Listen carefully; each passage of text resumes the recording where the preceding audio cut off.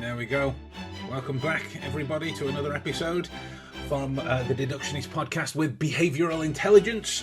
We hope this week and today and wherever it is that you're getting this from is finding you well. On today's agenda, it's a topic of sorts that I've been dabbling with in and out for a good many years now. For a good many years, and that is the concepts, the techniques, the effects, the training of developing one's memory, as in literally the capacity that it can hold and the access and retrieval of information in relation to it. Specifically for us here, with direct relation to behavioral intelligence, we are looking at the work of the working memory, which is, in essence, how much information we can hold in our head at any one time. And we're not talking about specifically, remembering a shopping list or these types of things. It is about, what area of the analyst's toolkit you are capable of dealing with at once.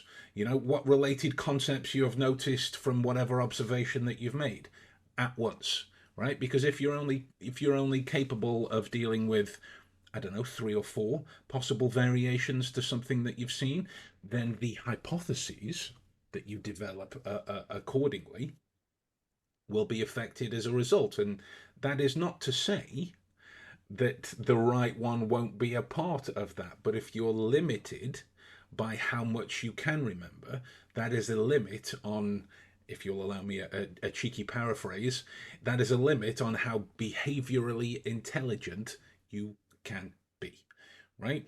So there is a kind of working connection with your brain, with your hippocampal areas and all of the related lobes that affect how we remember, as a relation to how effective we are in the moment as behavioral intelligence analysts, or whatever label we want to use in these particular situations. And I'm inspired, particularly by a kind of philosophical question, in that would we still be ourselves if I had your memories and you had mine? That's the it's an interesting viewpoint from this for me. So, Bob, what's been your experience of challenges to working memory when it is that you are out working as a behavioral intelligence coach? Yeah, well, firstly, as I'm approaching my dotage, memory for me is it's changing, and I find it harder to grasp concepts that are in my head, and it takes me longer. I'm beginning to really notice that. Um, Memory is a foundation, but it can also be a constraint. It Mm, depends on whether I read it somewhere, metacognition, whether we mm, use the full capacity of our brain to actually make sense of the data that we're mm, receiving, because we rely on memory mm, so much mm. in our day-to-day interactions with people. And they remind, how many. My wife is always doing that. Oh, he reminds me of so and so. I've seen him before in something else. Um, and memory is something that, like I say, it's the foundation Mm, of the way we envisage the world and other people. mm, Um, Certainly, from my policing days, we always used to say that we were trying to achieve best evidence, and best evidence is always the first time that person has told that story, because it's less likely to have any um, intrinsic bias put on it, although we still have bias because it's someone's point of view and their perspective. But that was the question I was always told to ask: have you told anyone else's story? Because mm. once you've rehearsed it, it becomes something else. Yeah, So it's very important, memory, I think. yeah. What's your take on it? 100%, 100%, and I don't think it can go unstated. Personal opinion inbound. I don't think it can go unstated that memory is also extremely fragile, you know, and Yes. the second that you retell an event, that's taking into account the original information that you got from the first retelling. So it might not, I say might, you know, it's a big word in that scenario, it might not carry the kind of specificities that you want in the second retelling, in the third retelling. It might be Mm. a new version of the event each time, and it's for anyone who is curious about the work in this area. You can look at Elizabeth Loftus, done a lot of work Mhm. in terms of the fallibility of Yeah. memory, but Yeah. specifically how we deploy it in our work here. It's not Mm. akin to anything, um, deeply cerebral or Rain Man esque. You know, it is mostly about your presence in the proverbial moment that you're in. You know, how Yeah. connected are you to the situation, to the people, to the event, to the context, to whatever word that you want to call it. And I have some some anecdotal stuff for some research in the area, which we can share the links to in the group afterwards as well. But studies consistently show that near perfect correlations between working memory capacity and fluid intelligence or reasoning skills. In that fluid Mm. intelligence is a core element of behavioral intelligence, because both rely on a shared top down executive attention system. So it means that Sure. strong working memory allows for more informed interpretation, more informed prediction, and more informed adaptive responses in Mm. dynamic social environments. Yeah. What I took from that was the more information that you can be aware of, the more connected to the situation you will be. But with that also comes the risk of, being at the whim of a cognitive load that you're not necessarily in the best Yeah. position to manage. So it affects other areas. So this is why we are. Well, I shan't put words in your mouth. I'm an advocate of situational awareness training, of Yeah. memory training, of attentional training, of these types of everyday little things that we can use to really get to grips with how Mm. good our memories or bad our memories actually are. Invariably, that starts with, the kind of leading question. You'll say to someone, "How good is your memory?" And they'll go, "Oh, it's Mm. terrible. Oh, it's this. I can never remember anything." Which might be the case for um, new Mm. information. But like I always like to say to people, like, have you ever sat down to think about how much you know? Like, Yeah. you can remember to tie your shoelaces, where you left your Yeah. glasses, your favorite program, what times it's on, your mother's name, your kid name, all of these types of things that we just take for granted and develop a weird opinion that isn't necessarily true Mm. about our working memory capacity.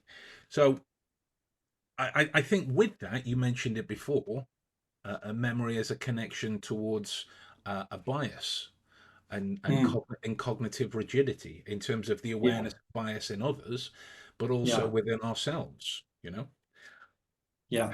have you ever experienced, whether it be a teaching situation or a working situation or any kind of situation, where somebody has been less aware of their biases in that moment because they couldn't remember it happening before?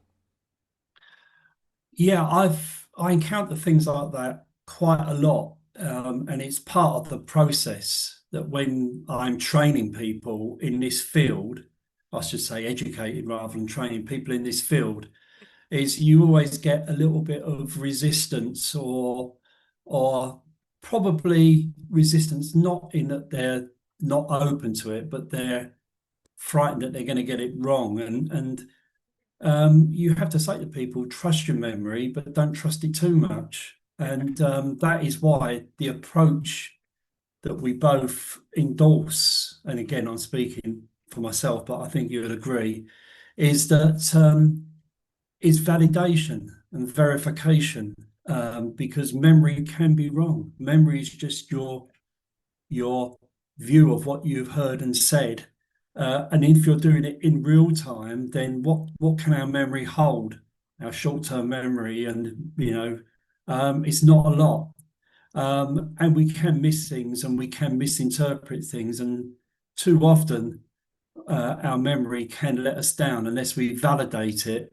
Mm, Um, and one of the words that I did a little bit of research before coming here is cognitive flexibility. mm, Is too often we associate what is happening in the now with what as we've experienced in the past in a similar situation, and it and if it's not if we're not allowing flexibility to come into it, and not think, well, it is similar to what I've done before, but it isn't the same, and make that distinction. And in that regard, I think I have noticed that emotional um, emotion can get in the way a little bit. So if you've got someone who's got high emotional intelligence, their memory may be a little bit affected. That ability with the medium term memory and the short term memory may be a little bit affected by that. Whereas cognitive people tend to act more in line, mm, and their thought processes are maybe stronger rather than tinged with emotion. They're more fact driven. mm. I don't know. That's just me spitballing off the top of my head there. No, I wouldn't disagree. I wouldn't disagree. But much like we've said about everything, if somebody listens to this and then goes, "Okay, the guys have had an agreement on the research and their their anecdotal experience or whatever it is that we've mentioned. Mm, Therefore, I'm going to take this away and utilize it." If you've heard that listening, then we misspoke because these stats, these facts, these figures, these pieces of insight, you can use them to remember them, but they can inform you in the moment. You're not to be. It's like it's not about being obedient towards what the information is saying. It is mm, using this idea that you remembered and seeing if it yeah. connects to whatever it is that you're looking at and what you're interacting with, and it's distinctly relevant. Like I train my memory a lot. I've got a pretty good memory. I'm going out for the World Memory Championships next year. Oh, wow. But that all that is to say that regardless of whatever I've remembered from last time, does not mean that it is going to happen again in the same Mm, way. And this is the kind of cognitive flexibility or indeed rigidity that you're referring to there. And you see it a lot with any opinion that is divisive or dichotomous, or anything that it tries to put forth a kind of binary position on it of this and this, because this happened last time, they're going to do this again. It might be very likely, but it's not a guarantee. And if it is that you're stepping into a guarantee because you've remembered specifically what happened last time, then you're the biased one in mm, in that in that scenario. Your mitigation of it is directly related to how aware you are, and indeed open you are, to the possibility of change, because sure. that's what new information tends to do. One of the elements that I like from Dr. Richard Paul's critical thinking methods, which are the 8 elements of reasoning. He speaks about implications and consequences to something as as a vehicle for tracking the observation that you've seen. So it's not just about what happens in the moment. There are the implications to that as well. There isn't just one implication to everything. Mm, you know, yeah. that's the notion of human beings. But one of these things that popped out here was working memory limitations leading towards biases in the shape of cognitive flexibility and cognitive rigidity. Weak working memory capacity impairs inhibitory control and set shifting, causing impulsivity and rigid responses, as mm, seen in those with ADHD, and as a connection to executive dysfunction research. This can lead to misreading others, poor inference generation, and a tendency to fill memory gaps with assumptions rather than accurate recollection of behavioral patterns. So it's mm. that question. You can have an incredible memory, but are you observing and then connecting towards what's in your Yeah. memory, or are you just observing what the information is shown to you uh, uh, in the moment? How do people deal with that in your experience? Well, it's difficult. I suppose reflection comes to mind, and the ability to make revisions, which will stop you making those memory-based assumptions. And always remembering that you're in the now, you're not in the past, and not letting the past and your past experiences override what is happening in the now. Um, yeah. Love that. Love that. Yeah. When we speak of memory training as well, yes, you can do the shopping lists, or the Mm, generation game when everything goes past and a cuddly toy, and you can do all that. That's a wonderful skill to develop, not just for behavioral intelligence, but for life in general, to mm, develop your working memory capacity. What we are speaking about here is not using your working memory as a cause and effect element, but to work with the information that it's suggesting to you in terms of relevance for what you're seeing at that particular time. Right? It might be that um, I don't know, somebody recognizes my T-shirt, or mm. I'm sat in the same position as I normally am. Therefore, this happened on our last stream. Therefore, I'm likely to be in this Yeah. kind of a mood now. Right? That can suggest certain things to you for you to explore in the moment, for sure, but it Mm. doesn't it doesn't guarantee it doesn't guarantee an outcome. So it's like a trade-off. It's like working on the working memory capacity to be more informed in the moment, but there is every possibility that all of that information that your working memory holds isn't going to be relevant at all. So Yes. it's Yeah. it's it's about working with openness, and I'll speak from my experience. I'd like to hear yours as well. When people step into these kind of awareness-based roles, or any role that requires some kind of understanding of the people that are in front of them, there is a kind of general fear of being wrong, right? which Mm. which will either prevent access to any information that they could have remembered previously that would inform them right now, or would make cognitive rigidity Yeah. more likely when it is Yeah. that they are interacting in that moment. What's been your experience of that? Yeah, that's what you'd call typing, wouldn't you? Putting people into types.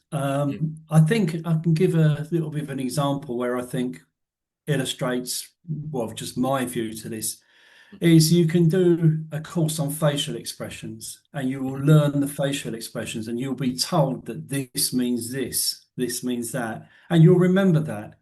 And that would inform how you deal with those situations in real life. But what it mm, won't do is it won't add context to it.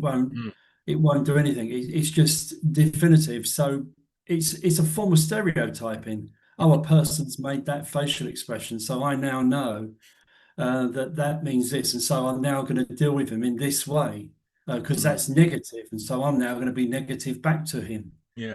Um, I think memory is a great thing, and learning and being able to recall things is a brilliant skill. It's one that I never really had. And when I was doing things where it was imperative to remember content, then I would make notes. And rather than learn memory, I learned how to do more or less shorthand, my own form of shorthand, so that I could write that because I found that more because I am probably more towards the emotional side than the cognitive side, whereas I think you're probably the other Yeah, way. yeah, yeah, And so memory would probably work better for you in that sense because you are a person who is rigid in that format of remembering things, whereas I'm not. I can't do that. I never have been. But it's interesting what you say because I don't know many courses for um, reading people that actually focus at least part of it on memory. It is something that I'm going to include in my elite program that I'm now writing for a client. Is going to be about memory before we start showing them examples mm, so that they can understand and can practice their memory because um, when I do this sort of thing, maybe we'll have a few runs at it where they're allowed to make notes, but after that, it's literally what you see because you're not going to have notepad in real life. exactly. And so you have to mirror real life as far as you can. So I 100%. think it's an interesting subject and it is core to behavioral analysis. Yeah. And well, yeah, let's say behavioral analysis rather than behavioral entertainment, because you never hear these people say that. But then they've got the advantage of having watched these videos 8 or 9 times, probably before you see them viewing it. But life isn't like that, and it is a big skill and something that we need to understand. If we're going to be behavioral analysts, you have to understand how the brain works, Mm.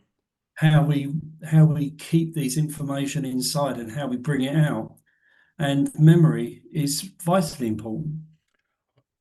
I mean, obviously, I agree, and maybe I'm a little bit biased on the vitality of that, but it contributes to opinions, and without the, as you say, the proper analysis of Yeah. the memory in question is probably a better word. And an example that I always give, because it's so straight to the point, is from a memory expert. He was a magician as well, but he was more infamous for his memory skills. His name Harry Lorraine, Okay. and he would give these incredible demonstrations of like memorizing the audience's names and Mm, hundreds of digits of numbers, proper vaudevillian kind of style. mm, But when he was teaching a Fortune 500 company, he would speak about the names and faces, and then say, "So, what's your kind of skill set with this?" And you get the kind of the stories like, "Oh, I can remember the faces, but not the names," right? mm. Which most people listening will probably connect to in some way. And Yeah, he says, it's interesting that you never really hear that the other way around outside of any kind of facial agnosia or some kind of mental health condition, you never really hear "I remember the name but not the face." And he says it's interesting that we can make up stories about our capacity in that particular response, which is why.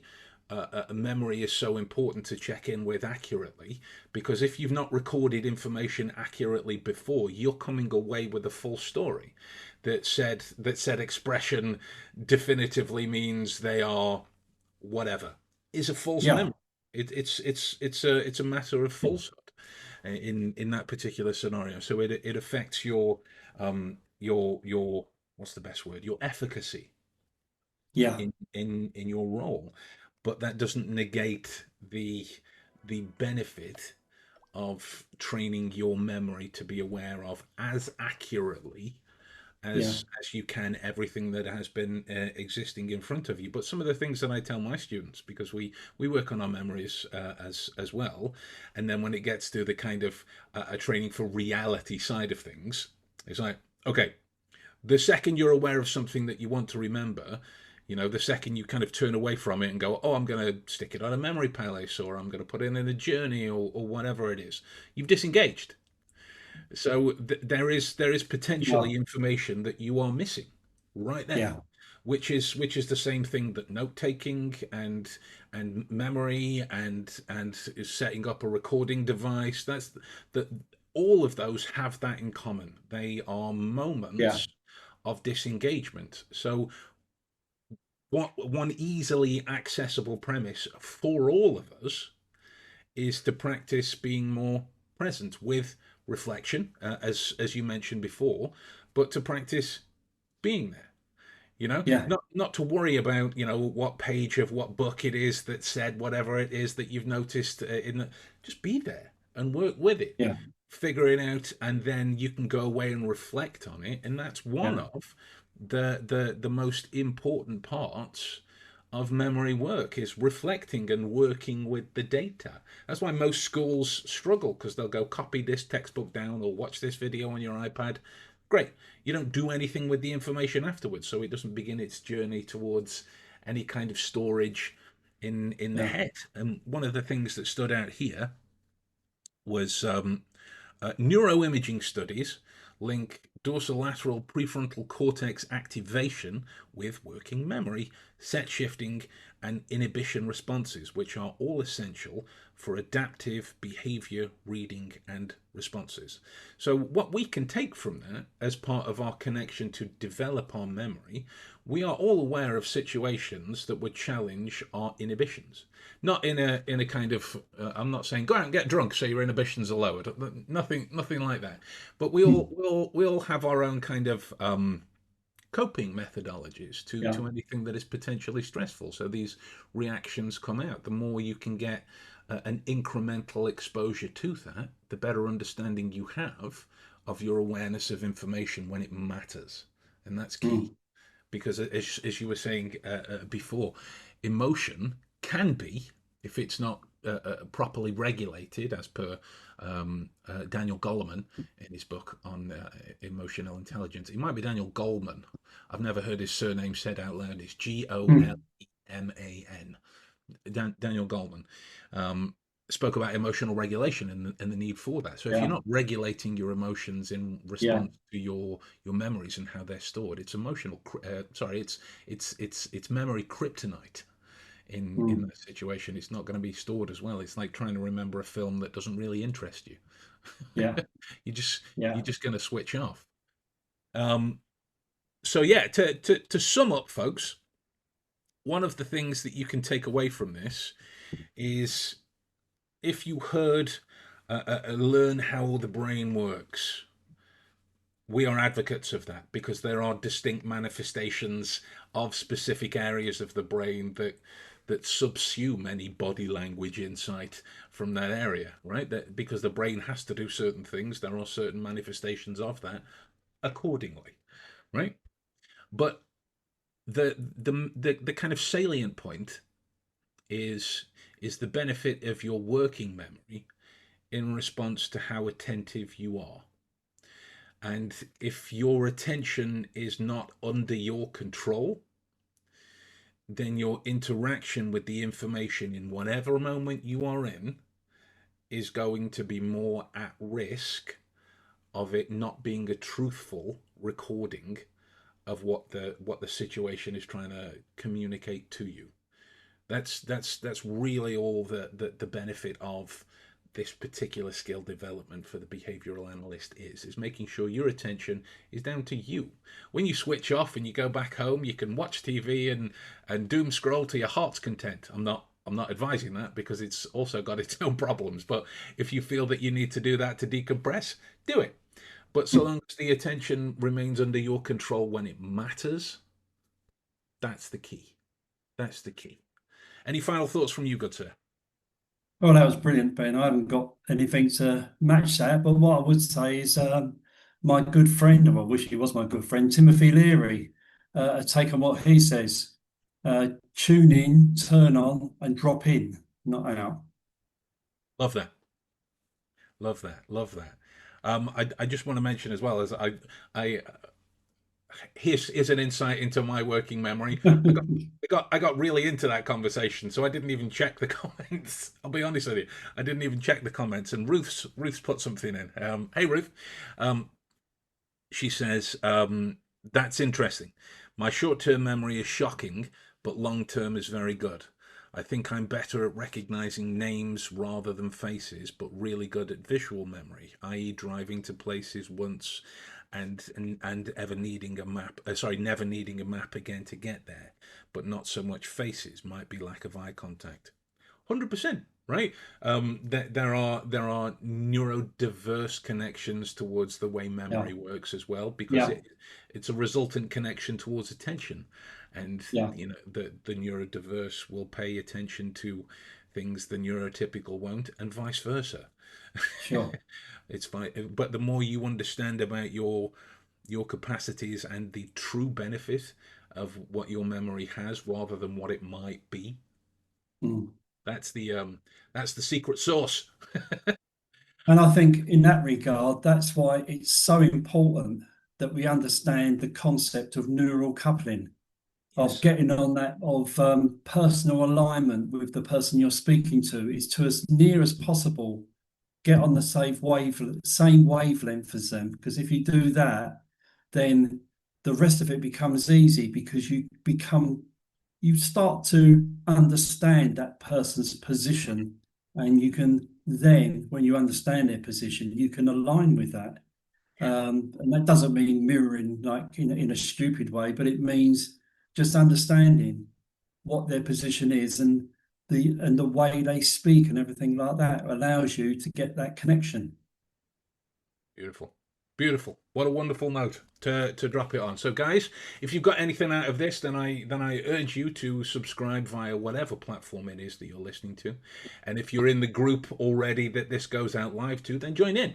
We want to hear from you. Obviously, there is a set time, and you guys are scattered all around the world, but there are getting up to 15,000 of you now. So let's get a bit more interaction on this side. We're interested in your ideas and your insight and your experience on this, because you guys all have experience in situations that we've never been in, by virtues of the roles that you have and the kind of background experience that you have as well. So it's kind of this growth and development of the skill set together.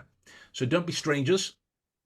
And also, if you are interested in training your memory as well, then on the YouTube platform that this goes out, there is a 100-day series that you can get involved in. They are a series of shorts along the lines of memory training, specific to how they connect to the work of anybody that needs to observe more in their day-to-day lives. So get in on that. It's going to be advantageous for you to start at day one and go right the way through, because it will build on it from the next to the next to the next. But it's not that specific. There might just be a couple of videos that you'll watch where they'll reference a previous method that you haven't heard of yet. So that's why it's going to be beneficial for you to start at the beginning.